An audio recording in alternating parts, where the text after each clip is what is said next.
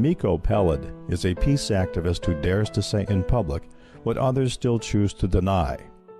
Born in Jerusalem in 1961 into a well-known Zionist family, his father, Miko Peled, was a young officer in the War of 1948 and a general in the War of 1967, when Israel conquered the West Bank, Gaza, Golan Heights, and Sinai.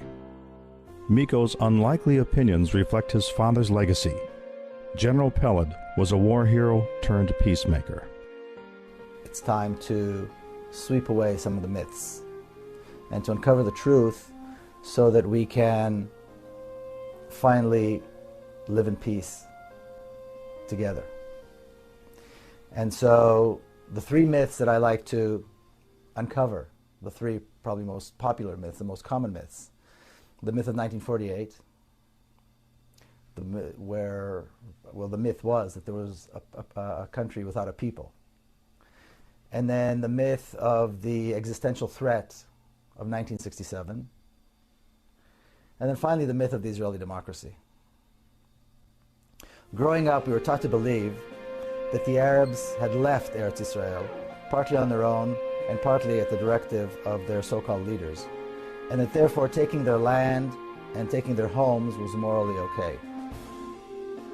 It never occurred to us that even if they did leave willingly, we had no right to prohibit their return. But then Israeli historians had found that, just as Palestinians have been saying for decades, none of this was true. And it's interesting that when Palestinians claim something, we tend to doubt it. But then when Israeli historians come up and say the exact same thing, well then, now we accept it. As though the Palestinian word is not good enough. And so Israeli historians had confirmed that Israel was created on the ruins of Palestine. Now, obviously Palestine was not a state yet at the time. We're talking about 1948. But it would have been a state very shortly thereafter had it not been so completely destroyed. That had bustling cities, it had a middle class, it had trade and commerce. Palestinians had judges and scholars, and they had a rich political life, and they had all the characteristics of a state to be. But the one thing in which they didn't invest, the one thing in which Palestinians did not have, was the military, any kind of militia. And so when the Jewish militias attacked, even though the Palestinians constituted the vast majority of the population, when the Jewish militias attacked, they were helpless. The Jews, on the other hand, in Palestine at the time, were a minority, probably less than 500,000, but they had put together state-like institutions. So they had their own schools, they had their own universal healthcare system, for example. They had a quasi-government of which my grandfather was a member. And all of these were created based on the principle of hafradah, which in Hebrew means segregation. In other words, to be completely separate from all the institutions that the Palestinians had had. And the one thing that they did, in which they did invest heavily, was a very strong militia. A militia of young men, well indoctrinated, well trained, of which my father was a member. And they were determined to create a Jewish state in Palestine, completely disregarding the fact that the majority of the population were not Jews, but were Palestinian Arabs. It turns out that the creation of Israel had not, after all, been a haphazard fight in which the Arabs fled their homes due to the directives of their own leaders. It had been an unprovoked, systematic campaign of ethnic cleansing by the Jewish militia involving massacres, terrorism, and the wholesale looting of an entire nation. Now it's interesting, my mother was born and raised in Jerusalem. She was born in 1926. And she recalls the Palestinian neighborhoods in West Jerusalem. And when the residents of these neighborhoods were forced to leave their homes, which are still in Jerusalem, they're beautiful, spacious homes with beautiful gardens, were offered to Jewish families And one such home was offered to her, being the wife of an officer and so forth. And she refused it.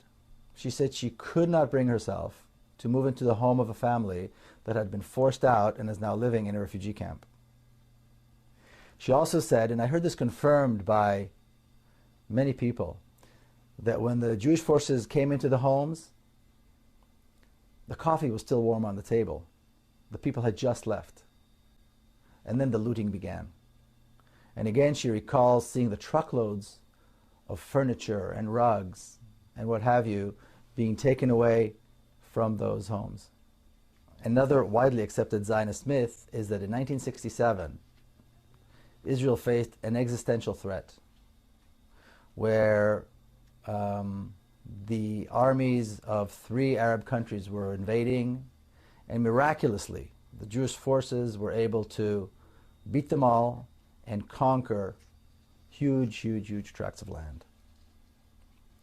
Now, setting aside for a moment the fact that countless books have been written in Hebrew and English and Arabic and other languages, and that documentaries have been filmed disproving this completely and showing that the purpose of the war was conquest.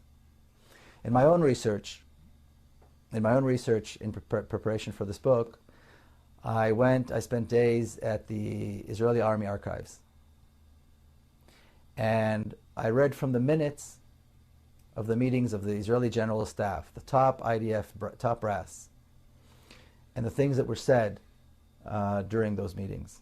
And I want to quote from my book one such passage. In a stormy meeting of the IDF top brass in the Israeli cabinet that took place on the 2nd of June, 1967, my father, General Miko Peled, told the cabinet in no uncertain terms that the Egyptians needed at least a year and a half in order to be prepared for a full-scale war. His point was that the time to strike a devastating blow against the Egyptian army was now, not because of an existential threat, but because the Egyptian army was not prepared, and it was an opportunity to destroy it once again. The other generals agreed, but the cabinet was hesitant. The prime minister was not sure a full-scale war was the right thing to do, and a tug of war of unimaginable proportions ensued. During that same stormy meeting, my father said to the prime minister, President Nasser, referring to Egyptian President Gamal Abdel Nasser, President Nasser is advancing an ill-prepared army because he's counting on the cabinet being hesitant. He's convinced that we will not strike. Your hesitation is working to his advantage. Later on, he accused the Prime Minister of insulting the army, this army that had never lost in battle, by not allowing the army to attack right now. So there was never any mention of an existential threat, just an opportunity to once again assert Israeli strength. In the end, the cabinet succumbed to the enormous pressure placed upon them by the general, and they decided on a preemptive strike that began on June the 5th, 1967. And again, I want to quote from my book. The surprise attack led to the total destruction of Egypt's air force, the decimation of the Egyptian army, and the reconquest of the Gaza Strip and the Sinai Peninsula in a matter of days. The Israeli army also knew that the Syrian army was in shambles and the Jordanians were no match for the IDF strength. After the campaign of Egypt went so smoothly, the generals turned their attention to the West Bank and the Golan Heights, two regions that Israel had coveted for many years. Both regions had strategic water resources and hills overlooking Israeli territory. And the West Bank contained the heartland of biblical Israel and the crown jewel, the old city of Jerusalem. In 6 days, it was all over. Arab casualties were estimated at 15,000. That's 15,000 dead in 6 days. Israeli casualties were 700. And the territory controlled by Israel had nearly tripled in size. Israel had in its possession not only the land and resources it had wanted for a long time, but also the largest stockpiles of Russian-made arms outside of Russia. Israel had once again asserted itself as a major regional power, or as the neighborhood bully. Now here's something of immense proportion that takes place, and take into account that this is over 4 decades ago. And again I quote, "At the first weekly meeting of the General Staff after the Six-Day War, Chief of Staff Yitzhak Rabin was beaming with the glory of victory. But when the meeting was nearing its end, my father raised his hand. When he was called on, he spoke of the unique chance the victory offered to solve the Palestinian problem once and for all. For the first time, he said, in Israel's history, we were face to face with the Palestinians without any other Arab countries between us. Now we had a chance to offer them a state in the West Bank and the Gaza Strip." He claimed with certainty that holding on to the West Bank and people who lived in it was contrary to Israel's long-term strategy. Popular resistance to the occupation was sure to rise, and Israel's army would be used to quell that resistance with disastrous and demoralizing results. It would turn the Jewish state into an increasingly brutal occupying power and eventually into a binational state. And this is precisely the reality in which we live today, nearly 4.5 decades after that. So does anyone seriously, can we really expect that 5 million Palestinians will keep living under a regime that is democratic to Jews, but is brutally oppressive towards Palestinians? With about 6 million Jews and about 5 or 5.5 million Palestinians living under the same rule, under the same government, but with different laws. My father, who was a military expert, had spent the remainder of his life after he retired from the military fighting for justice for the Palestinian cause. And being a former military man, he was often asked about Palestinian terrorism. On one such occasion, when he was being interviewed by the Israeli television, he said this about terrorism. He said, "Terrorism is a terrible thing, but the fact remains that when a small nation is governed by a larger power, terrorism is the only means at their disposal." My father's predictions have all come true. Now, the work of the Israeli lobby in the United States notwithstanding, more and more people around the world are beginning to realize that there are in fact 2 nations who live between the Jordan River and the Mediterranean, and that the conditions under which Palestinians live are completely unacceptable. Recently we had an event here in San Diego, which was a vigil to remember those who were killed in Gaza by the Israeli army.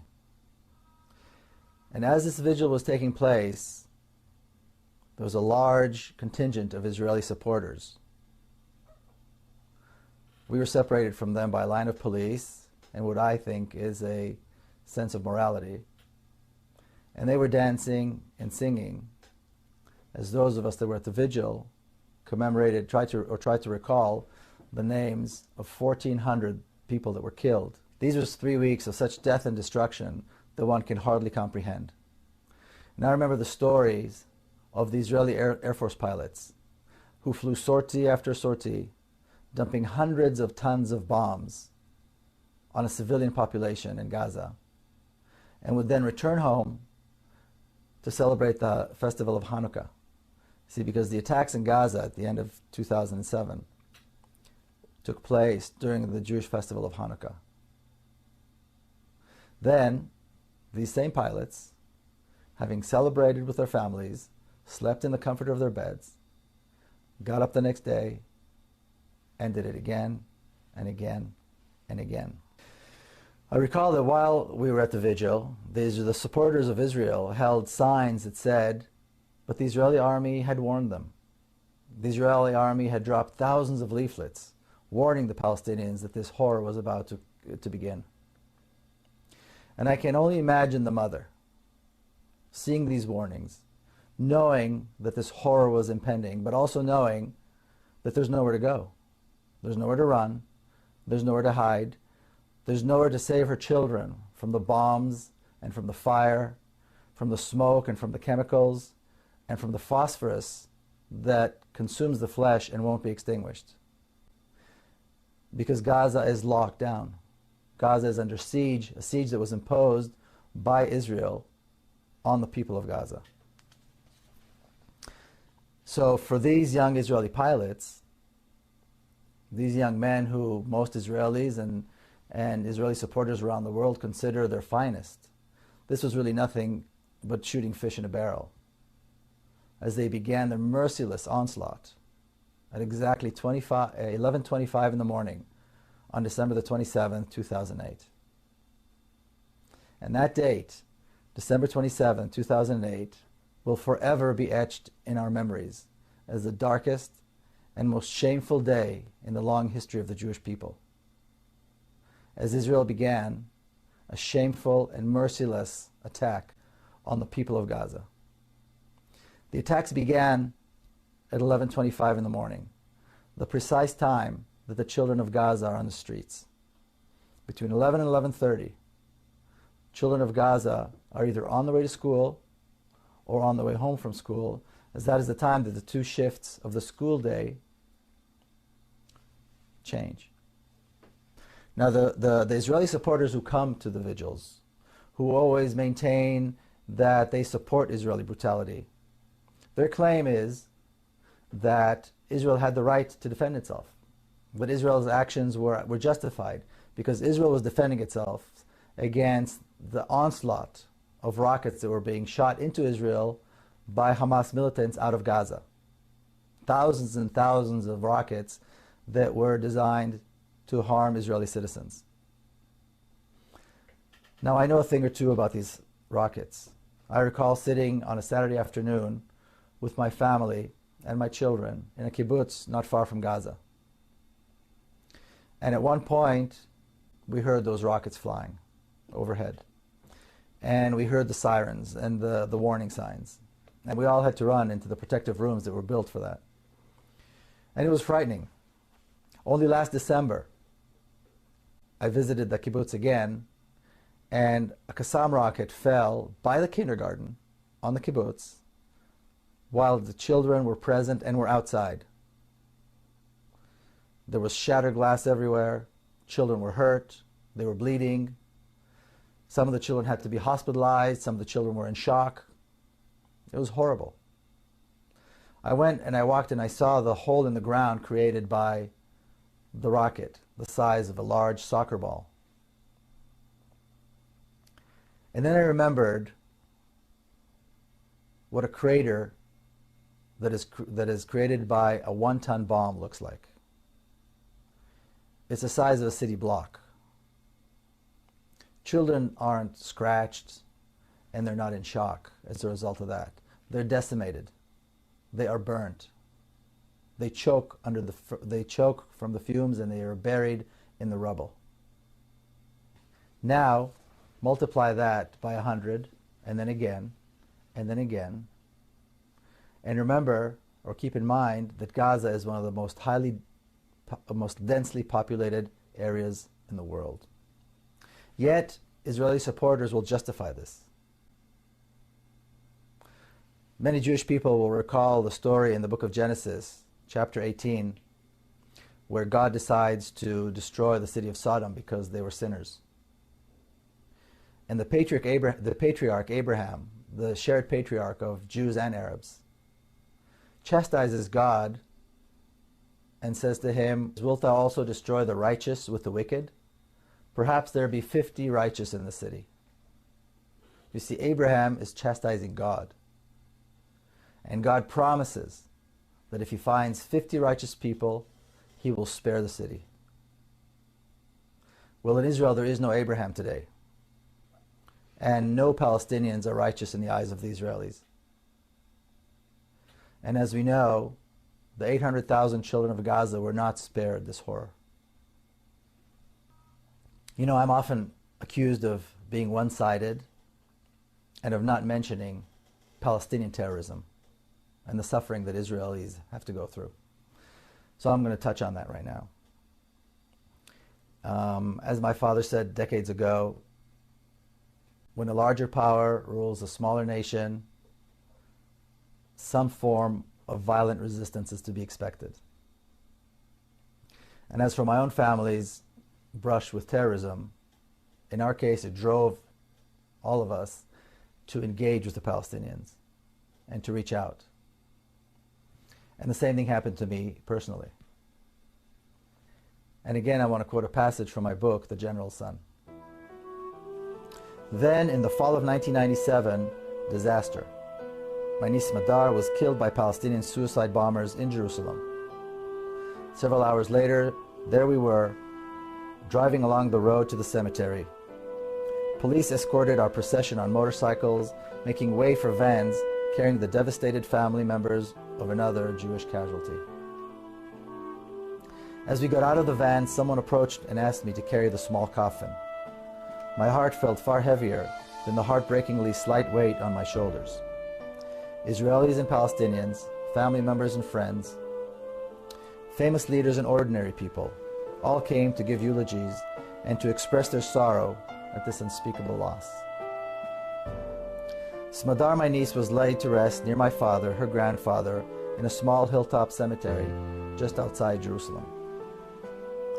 To this day, my sister Nurit cannot forgive herself for leaving her baby girl out alone in the cold, damp ground. But when my sister did come out to greet the mourners, the thousands who came to mourn, she did not ask for retaliation. She did not talk about revenge. The first words that came out of her mouth were these: no real mother would want the same horror to happen to another mother. And I quote again from the book. I stayed in Jerusalem for the week of the Shiv'ah, the 7 days of mourning. It wasn't easy to return home and resume my routines after it was over. How do people do this? I kept thinking to myself. How do people keep on living as though nothing had happened? How many songs have been sung, poems read, and stories written about this feeling, the feeling one has when the unthinkable happens, yet the world doesn't end. It seemed impossible to carry on, but my mother always says that life was stronger than death, and so we went on. But something had changed. I knew I had to do something, and I knew that the right thing to do was to meet with Palestinians.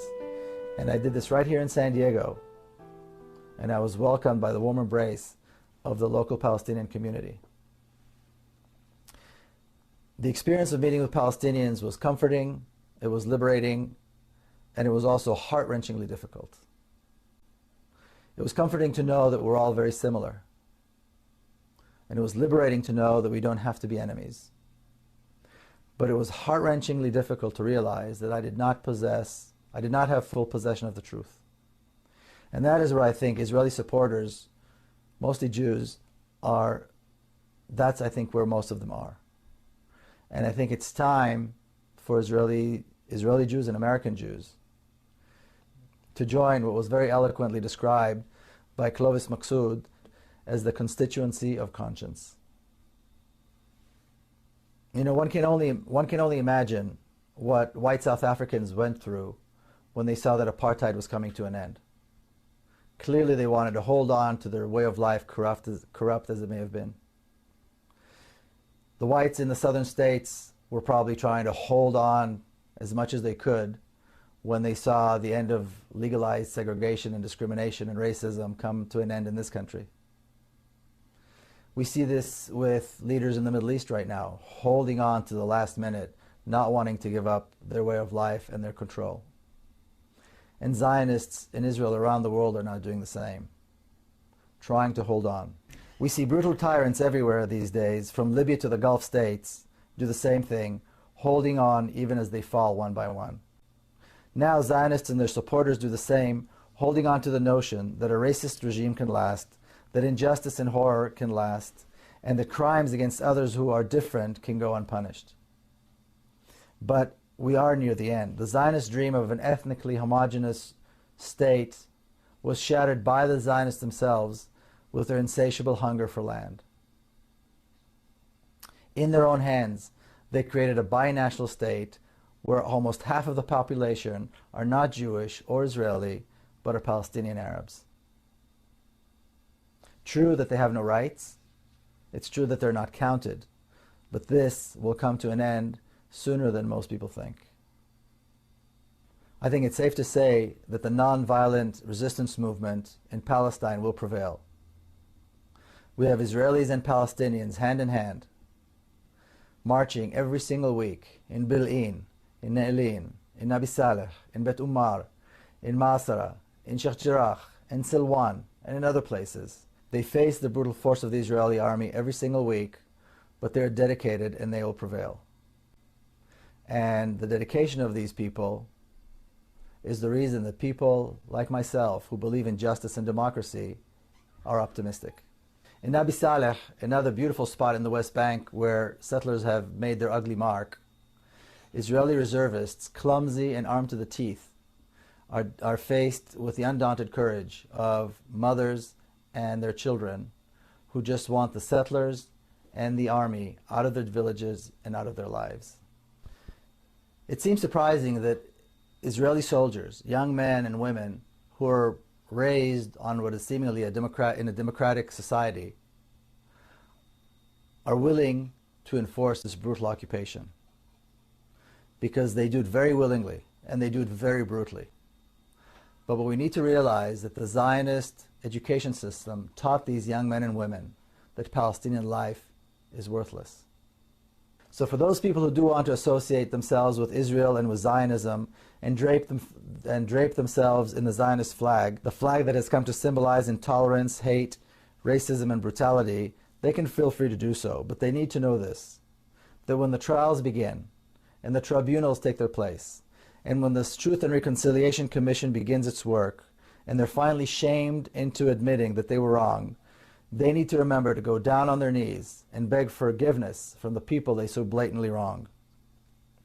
Because they need to realize that we will never forget them, and that their conscience will never allow them to forget that they supported the killing, they draped themselves in the flag, and they mocked the bereaved. The rest of us will move on, and along with the rest of the Middle East, we will follow the example of the people of Egypt to create something that will surely be a tremendous accomplishment, a democratic, secular state in our shared homeland, a state where Muslims, Christians, and Jews live as equals and educate their children to love their diverse homeland with its multitude of cultures, its rich history, and its promising future.